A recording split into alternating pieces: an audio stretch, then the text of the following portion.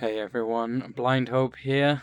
Elinari asked us to do a bit of a after-action report on the Stellaris game that she participated in and streamed the other day. So here it is. The footage that you see here, for the most part, is at 1,500% speed, with the exception of a few space battles which I brought down to normal speed, and also provided the audio for the fights when they happen as well.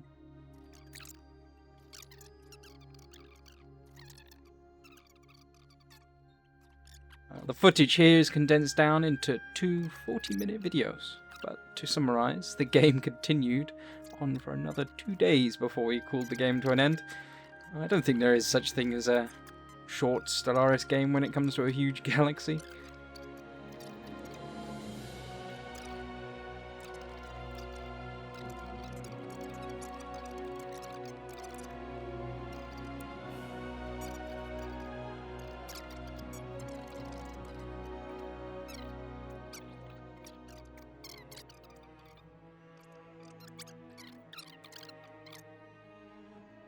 While it will mostly be myself providing the commentary on this part of the video, I did call Stanz and Spiix in, the other two players, as well to discuss their thoughts on everything that we encountered in this game, and what they thought of the Synthetic Dawn expansion, which you'll hear in the second video.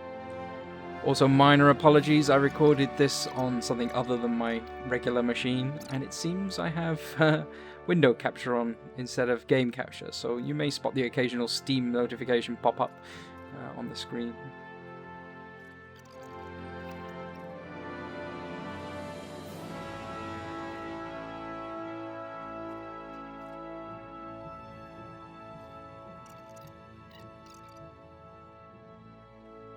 In addition, this is only from my perspective, the rogue drones in this game, as I didn't ask Spiix or Stanz to actually record as well. I didn't know how long it was going to go on for, so the file sizes were quite humongous by the end of it, and I didn't really have a way to facilitate the file transfers from Spiix and Stanz, so I decided that it would be just best if it was just myself that recorded it.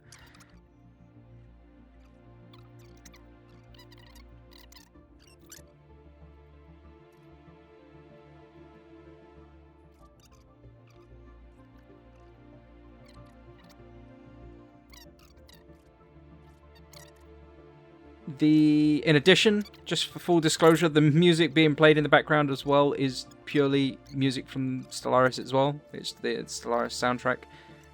The actual original soundtrack for the game, when it's on a full loop, is about 2 hours long, so you shouldn't hear the same song twice at least. So the story after Elinari had left didn't change too much initially, while we left the AI to take over rather than wait for another human to join us. As we were interested in kind of seeing how the AI dealt with both looking after her empire after she had left, in addition to the way it had treated a machine empire, because it was the first time we'd ever really sort of encountered machine empires. That being said, in the time that I've been talking to you now, we've seen the first war in the galaxy has been declared, and naturally it was against me.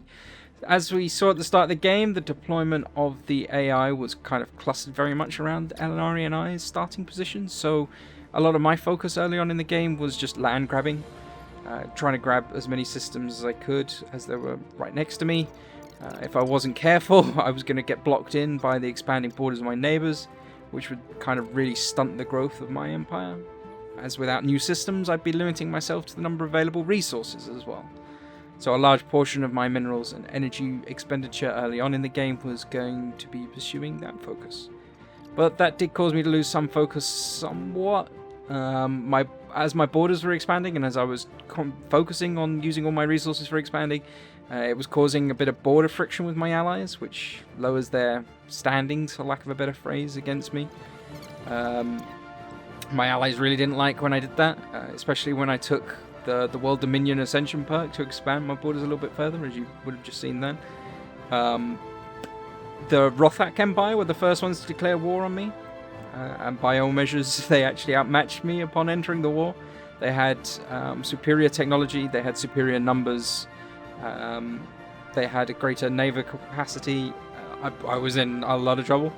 The difference in fleet firepower was significant enough that if their fleet had engaged mine in open space, they would have no problem at all wiping me out. So, yeah, I was in a bit of trouble. If I managed to catch them when they were attacking a station, maybe, while they were still outnumber me, the chances are I would have had enough damage kind of on my side to give me at least a little bit of time to build up my own fleet a little more. Fortunately, however, my unofficial ally at the time, Spiix, offered to come in and help. Where he had started, up in the top right-hand corner of the map, he had no immediate neighbours over the vast area of space, so he had been able to focus a little bit more on empowering his armada. So the only problem was that, you know, his fleet had quite a distance to travel to come over to my space. So I had to kind of delay the fight enough that I wasn't going to necessarily encounter them, but I was going to try and get them to chase me around a little bit and try and take a few fights on a couple of planets if I could.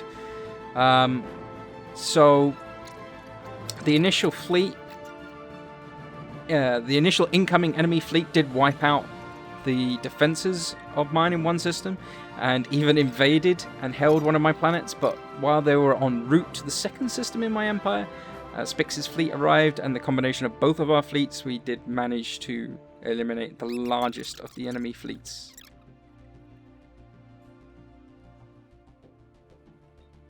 While I repositioned my fleet to retake my lost planets and the solar systems back, Spiix went on the offensive, starting to eliminate enemy defense structures and stations. The third system in, however, he hit an FDL inhibitor and lost a considerable portion of his fleet and had to retreat from the enemy space back to his own space. He did do enough damage, however, for my relatively small fleet by comparison to jump in and finish off everything he had started, and it really turned the tide for this war. Since the war started, I had started constructing armies as well, with the perspective that I was going to maybe take some systems back, and I had to try and reclaim the systems that had been attacked by the Rothak. But obviously, that would only be turning the tide of this war in sense of I was reclaiming what I owned. I needed to go on the offensive. I needed to claim systems off of my enemy so that they would withdraw the war without either side essentially gaining any ground.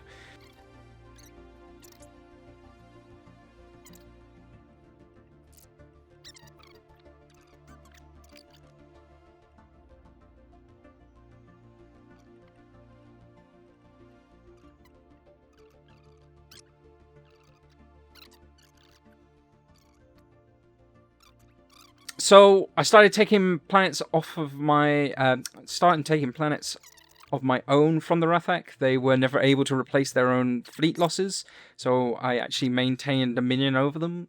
Even though I had a small fleet at the start of it, I was able to constantly reinforce it, make it grow bigger, and eventually I just constantly stayed on top of them in terms of their fleet numbers. Anything they brought along, I was able to destroy.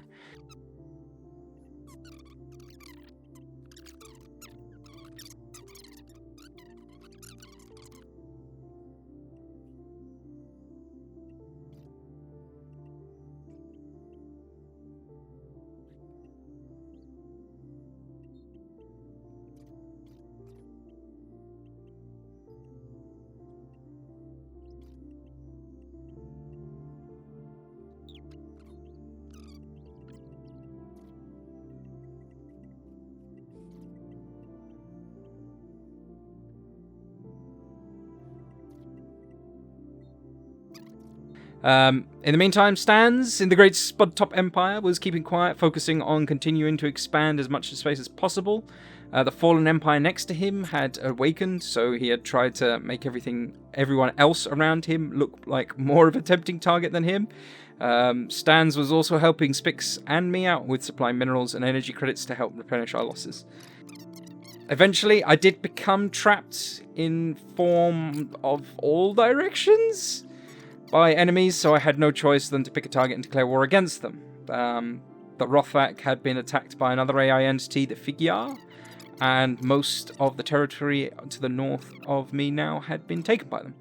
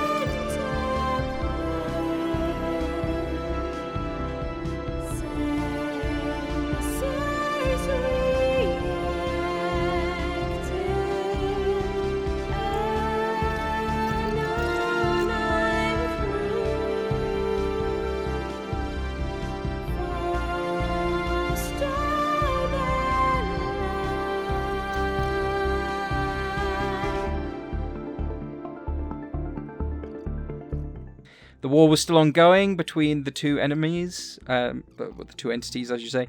So I figured I'd take the opportunity to third party in on the fight. But instead of going for the already dwindling forces of the Rothak, I decided to take on the Figure. The Figure still had a fairly sizable fleet and was still listed as superior to me by the game. So I had to pick and choose my fights a little bit to make sure I wasn't getting ambushed. And that I'd always have a safe way out, so I wasn't jumping into systems that had military stations on them, because I needed to make sure that I was always able to escape if I needed to.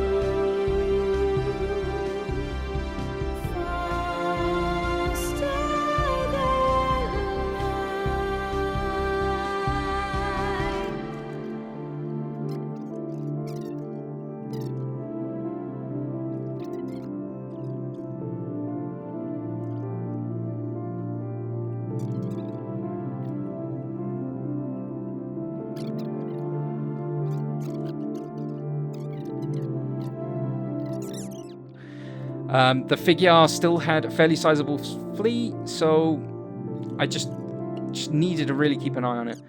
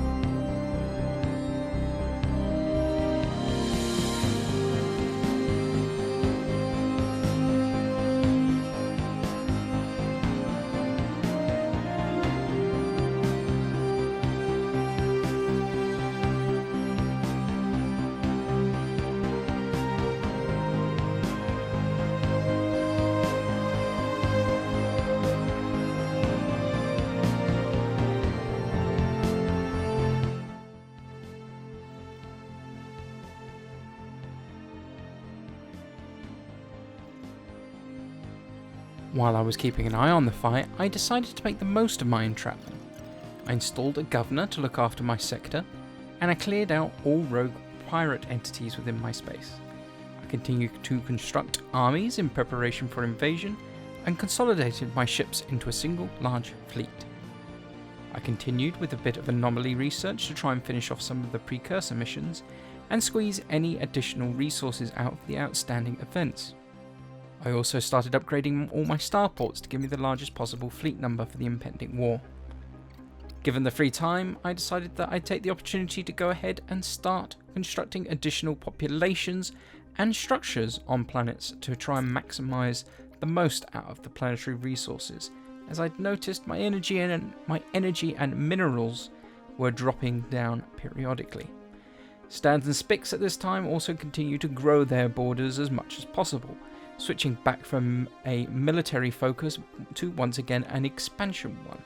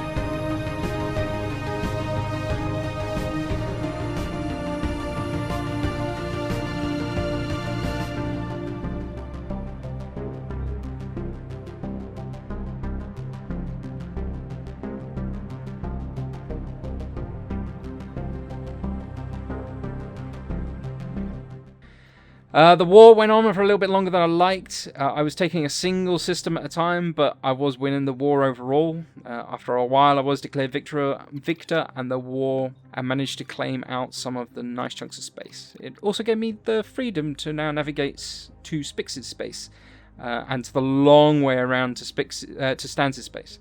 So I was thankfully in a position where we could help each other out strategically if I wanted to. But after the war, I was a little happier with the position I had managed to get my minerals and energy into, as well as having a nice little fleet starting to form. As I was fairly flush with energy, I decided to speak to the Enclave, one of the marketing entities in the game, and managed to pay 5,000 energy and get the 25% damage increase against the Stellar Devourer. It was time to get my first boss.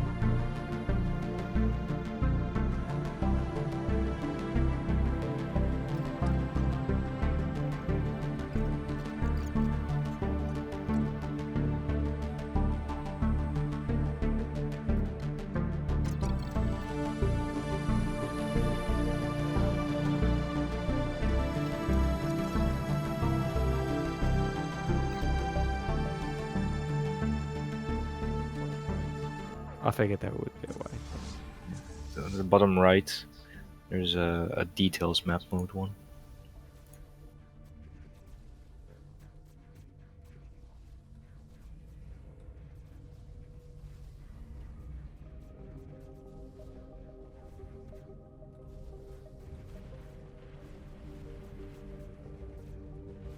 Come on, science ships, why are you not exploring? It's like the one thing you do.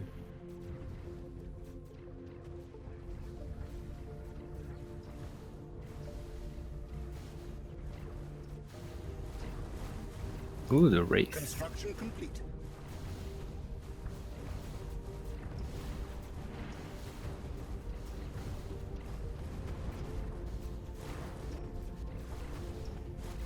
Why have I got colony ship just hanging out?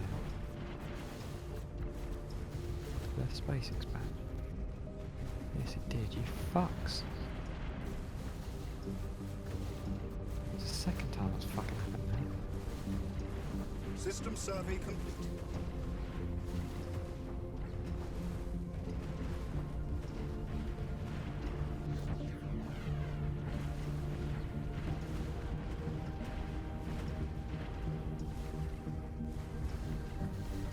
It didn't refund me my influence either, which is a bit of a bug, I think.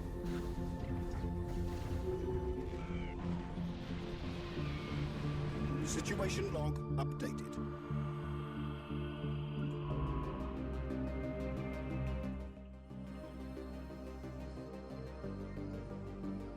With the first boss down and access to battleships now available, it was time to start expanding the armada. So all available minerals went on to upgrading spaceports to allow me to increase my naval capacity and the construction of battleships, as well as the new fleet doctrine.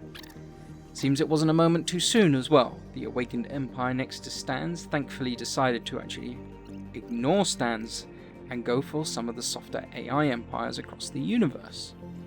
While that was great for him, it wasn't so much for me.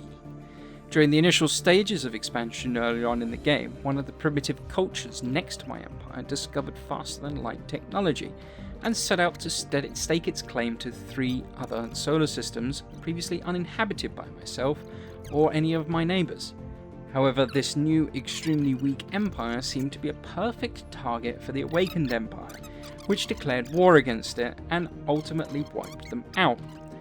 The only problem, however, with this was that the awakened empire was now next to my space and had a nice comfy foothold ready to attack me. Not only that, but it immediately caused me to have border friction with them and changed their opinion of me to belligerent. It seemed that I was going to be on his hit list sometime soon.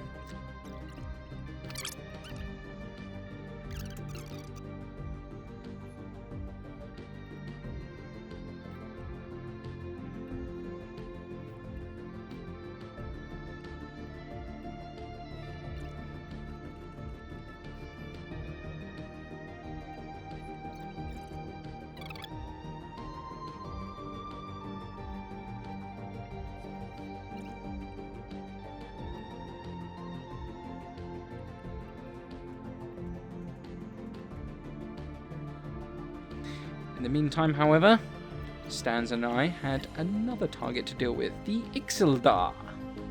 They had continued to expand and had a substantial wedge of space on the border of both of our empires, so we decided to declare war against them, with Stanz having the war goal of claiming systems close to his space and mine having planets close to the edge of my space. This time Spiix had decided to hold back, helping to keep us supplied with minerals to replenish the battleships lost in combat. Not long after the war had started, both Stanz and I were progressing well. We had committed a large portion of our forces to the battle and crushed the enemy's largest available fleet. Now it was just a case of taking the planets and finishing the war.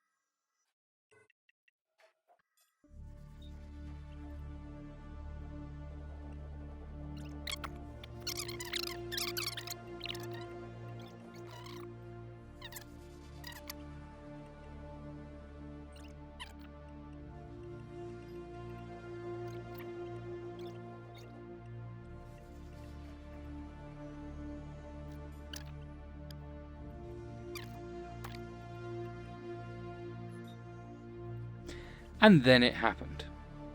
As you can hear, comms fell silent. It was something none of us had seen before. Sensors registered a faint tachyon signal being transmitted across the galaxy between multiple hidden relay stations. Aside from adding a small amount of background noise in FTL transmissions on certain subspace frequencies, the signal had no apparent effect or purpose. The organics have codenamed it the Ghost Signal. We commenced tracking protocols to locate the source, but as of yet the signal was too weak. We wouldn't have to wait much longer though, as it was growing in strength at an alarming rate. The Endgame Crisis event was here, and none of us knew what to do.